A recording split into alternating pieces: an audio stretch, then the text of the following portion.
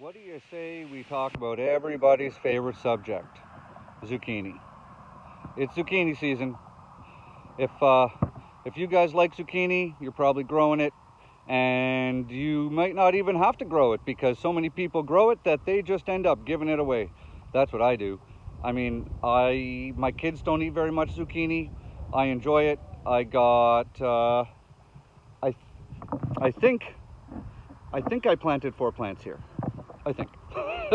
So we're actually going to be trimming this and cleaning this up and getting this back into a state of good repair. And because what's happening now is I haven't done much trimming on it. I'm pretty sure some of it in there has squash vine borer, and we'll find that out as we get into it. But there's a couple of reasons we want to get into here. So when you have zucchini plants, they can get very overwhelming very quickly. I mean, this plant alone right here, that thing's like 6 feet across, right? And they get to the point where they're unmanageable. And what happens is a lot of the lower leaves, right, like this one here, they just start to die. So what we're going to do is we're going to come through and we're really going to clean this out. We're going to take lots of this material out for a couple of reasons. One, I want to be able to have a lot of sun penetration into the center of this plant, right? Two, I want to have as much airflow in my zucchini patch as I can because I don't want these leaves to stay wet, and we're trying to avoid getting powdery mildew for as long as we can. It's basically it's inevitable. We're going to get it, but the longer I can keep it off of my plants and keep my plants producing for me, the better. That's what we want, right? We don't want to lose our plants to a disease that's somewhat preventable. I mean, you can treat powdery mildew when you get it. I'll probably end up showing you guys that later on in the season, so we can try and get these plants to live a little bit longer.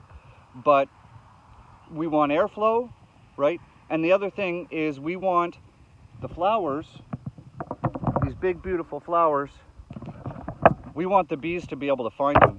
And if they're just completely encased with leaves, are the bees going to find them? Probably not. They'll probably go to another flower in my garden that's just easier to see, like my cucumber patch right there. That's sick. Yeah, I'm pretty sure that bacterial wilt has gotten into my cucumber patch, but that's a problem for later. So what do you say? Why don't we get into it? All right, so this is basically the plan here. Here's the first one. Okay, we're at the end of the row. There's the end of the row. We're gonna just work our way down. So basically, we've got the stem coming out of the ground, and then we have that big fat vine right there, and then everything is just gonna continually grow down that vine. That vine will just get longer and longer as the season extends, right? There's the end of the vine, right there. So what we're gonna do is we're gonna start at the beginning and we're gonna start cutting off all of these old leaves, right? We don't need these, and because see what happens? They just rot. And the more rot in your garden you have, the more pests you end up with in your garden. And this plant does not need all of these ginormous, massive leaves, right? Doesn't need it, because as you can see, it's going to perpetually put out more and more leaves. See, these ones are already grown. So I could cut out, a third at least of what's on this huge, massive plant. Like, look at, that's all one plant. So we can cut out all kinds of these big leaves and the ones at the bottom, and we're just basically going to change the look of this entire plant. So what do you say? Let's get started. So we're just going to basically start at the beginning and start working our way through.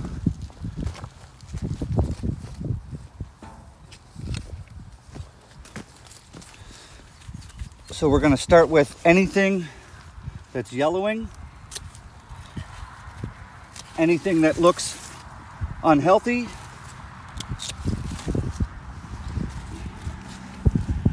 I'm going to clean that vine right out.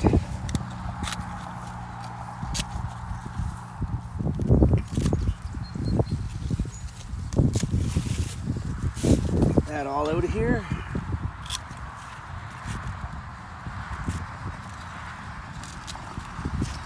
that. See, just continue to work your way through. Any of these big vines or any of these big leaves that are lying on the ground, we're going to get rid of those. And then we're going to jump over to the other side.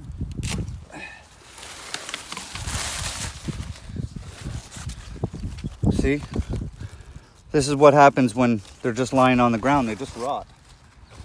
We don't need that.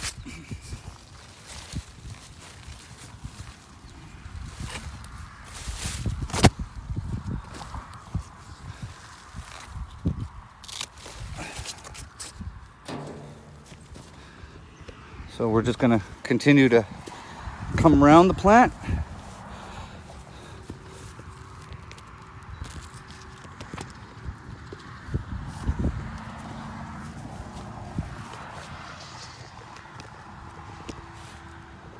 We're going to come around to the back side here.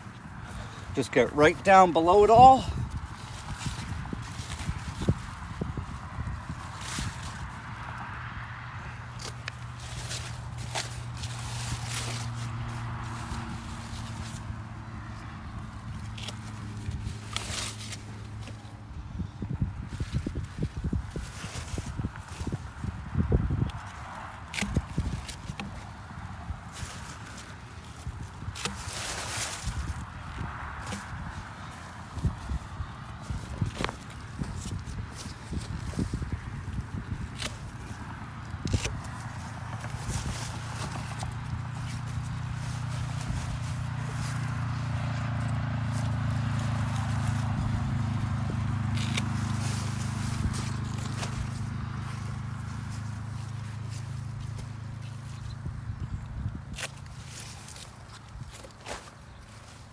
Gonna get lots more airflow now. And I try to get everything, all the leaves that are basically sitting on the ground, I'm getting rid of.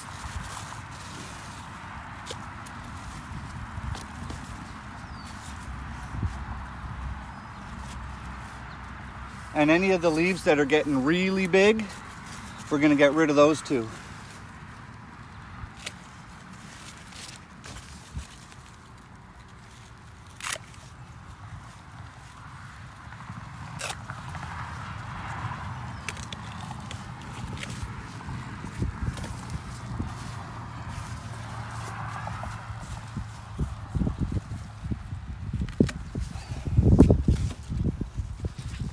We're almost done. Got a couple over here.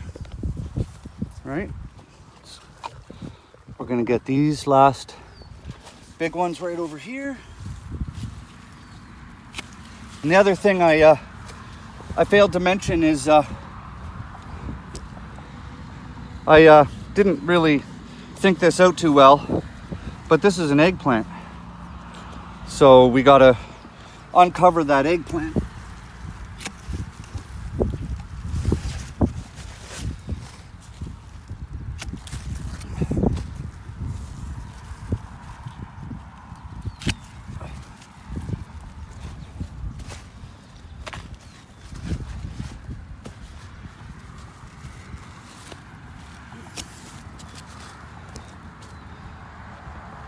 Oh, one more on top of that eggplant.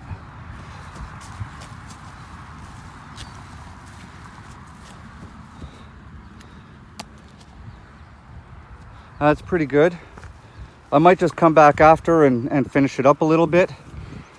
But look at that. When we started, we couldn't even see that eggplant. And I mean, it's at the top here, it's almost 2 feet tall. We couldn't even see that plant. I mean, I even forgot I put it there. So that's the first one. Thinned out. This is everything we picked off of it. Look at that, stuff in the wheelbarrow, all that, all the way over to there. We just cut all that off of one plant. And then here is, this is the plant with the squash vine borer in it. Let's see here. Can you guys see that? If you guys want me to do a video on squash vine borer, let me know. I've got some tips and tricks I can give you. Some of them work, some of them are more of a preventative nature. But if you want that video, let me know in the comments and I'll start putting a video together for it. Because anybody who grows squash knows that it's only a matter of time before you're dealing with borer, which means you're basically kiss your plant goodbye. So this one here, see how all these leaves, hang on, cut this off here. See this? See how it's just limp? So chances are this is caused by squash vine borer, and I'll know as I get further into this plant what I'm dealing with here. And when I find it, I'll show you what to look for so you can do it yourself. See, it's just... Okay, so I'm going to continue to go through this, and when I'm done, we'll pick up where we left off here. How's that for a big change compared to what it used to look like? Right? We've cut everything off the vines, all the old flowering stalks, cut almost all of those off. See, we've got tons of zucchini, like there's lots. This one's probably not pollinated properly, but you know, there's all kinds in here. And I already have more squash than I know what to do with, so. But like, look, when we first got here, you couldn't see ground whatsoever. I mean, we couldn't even see that eggplant. And so we've opened it all up.